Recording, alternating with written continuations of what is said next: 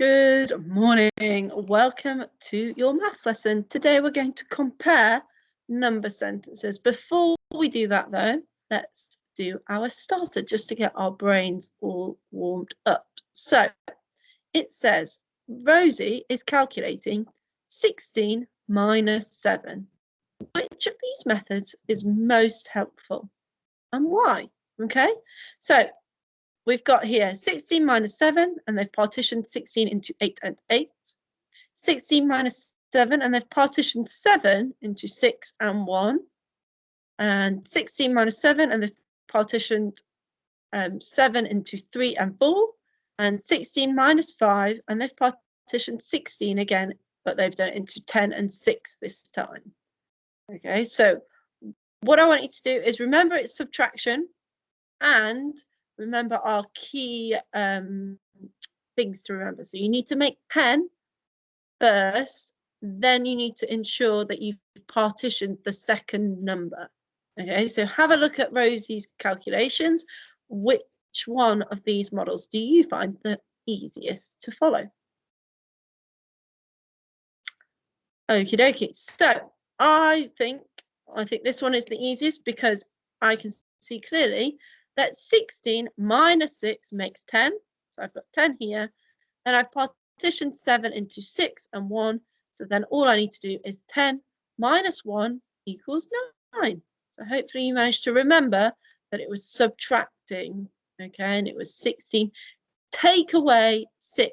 That would make that 10. Okay, right. So like I said, we're going to compare number sentences. So the language that we are going to use is less than, equal to, and greater than.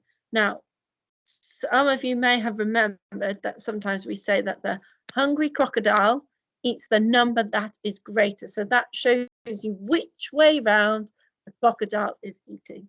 So you can see that 1 is less than 9 because the hungry crocodile is eating the number 9. And we've got 9 is equal to 9. Then here, 9 is greater than 1. Now I know that because the crocodile is eating the 9. So you're going to imagine there's little teeth on this symbol here. Okay, so another way that we can represent it is by using cubes. Okay, and you can see that 1 cube is less than 3 cubes. And that is it shown. So you've got 1 less than 3. Same with equal to. 2 is equal to 2. And 3 is greater than 1. Okay, so what I've done the first one for you. So I've counted them. I've got 1, 2, 3, 4. I've written the number 4. Then I've done 1, 2, 3, 4. I've written the number 4. And then I have filled in the correct symbol down the middle. So we've done this a lot. So hopefully you'll whiz through these, but press pause and have a go. Okay, so here are the answers. 4 is equal to 4. 5 is less than 6. 7 is greater than 2. 3 is equal to 3. And 6 is less than 10. So you managed to do that one. Okay, now we've used that symbol, we're going to use the vocabulary less than, equal to, and greater than. So you could press pause now if you think you're feeling confident. If you're not, I'm going to do the first one with you. So it obviously says 11 is less than 13. Okay, now you're going to find out, is 17 less than or greater than 19? Okay, so I know that 17 is less than 19. Okay, let's do the next one together. 15 is than 9. Okay, is it less than or greater than? Now remember, this 15 has tens, has 1 10 and 5 ones, and 9 has 0 tens and 9 ones. So 15 is greater than 9. So press pause, have a go. You can use all these different words over here, and then the numbers here also are to help you. Okay, so here are the answers.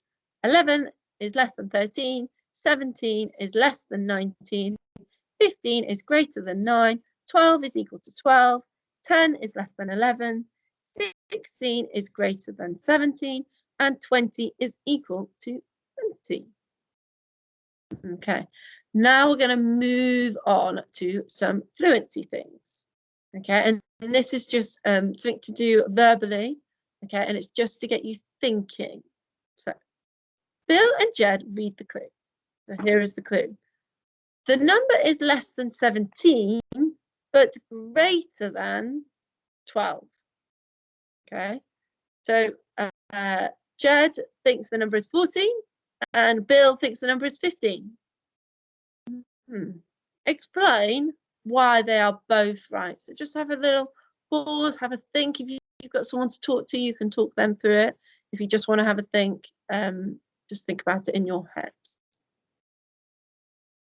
Okay, the reason they are both right is the number is less than 17. So here is 17, it's got to be less than. Okay, but it's greater than 12. So it's got to be more than 12, but less than 17. So it can be any one of these four numbers. So it could be 13, it could be 14, it could be 15, it could be 16. Okay, so that is the reason they are both right, because there are more than one answer. Okay. Okay, today this is our main ally. So this is the main piece of work that I want you to produce and email into the class email.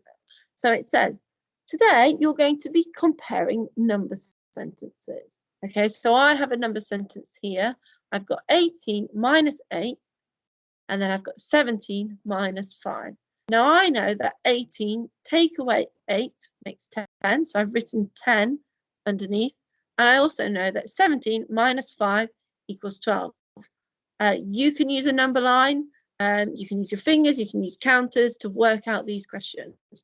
The important thing is that you write them underneath so you know what you're looking at. Okay, then what you need to do is you need to put the comparative symbol in the square.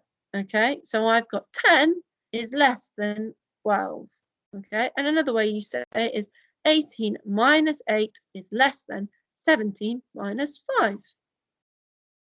Okay, so we're going to do more examples like that. So if you feel you need to have a quick go or have a look back on what I've just said, remember you can always rewind the video and just watch it again to try and help you. Okay, so this is your challenge today. I want you to use comparative symbols, so use less than, greater than, or equal to have a go at these questions. So you've got 17 minus 5 is what to 12 minus 5. Okay, so you need to write the answer underneath and then fill out the correct symbol. So this is your main challenge today. So press pause and spend a good amount of time on it and email these ones in. Okay, so now you've done that, we're going to finish with some fluency. So basically what we have to do now is we have to decide which of the written problems matches the pictorial representation underneath. So which one works with this bar model, which one works with the whole part model, and which one works with tens. So it says Max has 12 balloons, 5 of them burst. How many are left? Max has 12. Now we're on to the red. Max has 12 blues. 5 of them are red, the rest are blue. How many blue balloons does Max have? And finally, the yellow one says Max has 12 blue balloons and 5 red balloons. How many more blue balloons than red balloons does he have? Okay, so what you need to do is just draw a line or just say, I would do that one with that one and that one, and so on, however you want to choose. Okay, so you can press pause now and have another read through and try and match them up. Okay, so I have matched them up in this way, just because that's how I found was easiest. Now, the reason I used the tens frame here was because I was able to cross 5 out and then count how many were left. So 1, 2, 3, 4, 5, 6, 7, and I've just written the number 7 there. Okay, I've used the whole part model for the red option because it says Max has 12 balloons, so that's the whole number. 5 of the balloons are red, so that's part. The rest are blue. So I know this is the blue amount. Okay, so I needed to work it out. So I did 12 minus 5 equals 7. So then I could write that in there. Then, finally, Max has 12 blue balloons and 5 red balloons. So I use this model because it tells you blue and red. Okay, and it says, how many more blue balloons than red balloons does he have? So what I decided to do was count them. So I've got my dots here. 1, 2, 3, 4, 5, 6, 7. So I've written my 7 there.